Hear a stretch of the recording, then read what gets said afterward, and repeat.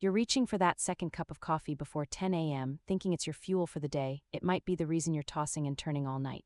You've tried cutting back, maybe even quit cold turkey for a week, only to feel like a zombie and slide right back into old habits, convinced the problem is you. What if it's not about willpower and instead it's about one tiny, often overlooked detail in your daily routine?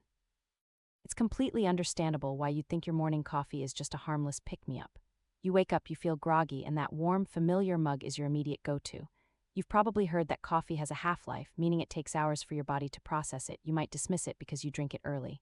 You've likely tried sleeping more, maybe even cutting out late-night snacks or scrolling on your phone before bed, and yet sleep still feels elusive. You feel like you're doing all the right things, nothing seems to stick, leading to that nagging feeling that maybe you're just wired wrong or can't stick to healthy habits.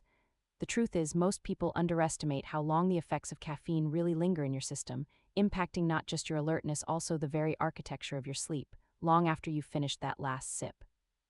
First insight, the real reason your early morning coffee is a problem isn't just about feeling jittery, it's about the depth and quality of your sleep, specifically your REM and deep sleep stages.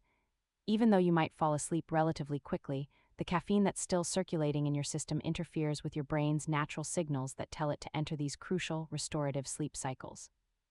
This means you might be spending more time in lighter stages of sleep, waking up feeling less rested even if you clock the same number of hours. The common advice to avoid caffeine after lunch is a good start. For many, especially those sensitive to stimulants, the window needs to be much earlier than you think to truly allow your body to wind down effectively for truly deep sleep. Then you start to wonder if it's not just about when you stop, how much is still in your system, and why does this matter so much for sleep quality? Tension, this is where it gets frustrating. You're in bed by 10:30 p.m., you've ditched the evening news and you're trying to read a book. You feel like you've done everything right, then you lie there, mind racing, or you wake up at 3 a.m. with an inexplicable urge to check your email. You might even be the type of person who can drink coffee at noon and feel fine, leading you to believe caffeine simply doesn't affect your sleep. This belief is so common because caffeine affects everyone differently, and the markers of poor sleep aren't always obvious. You might not feel. Listen again, your brain catches the pattern the second time. The first clue usually shows up before the big result. Has this happened to you? Drop it in the comments.